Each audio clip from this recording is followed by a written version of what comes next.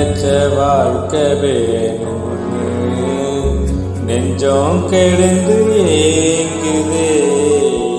படைச்ச சாமி கேட்காததையும் படிச்ச சாமி கேட்டதே.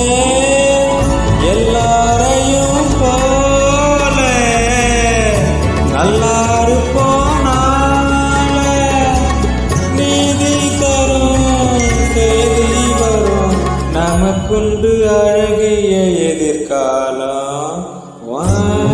நீலோத்தி நீலோத்தி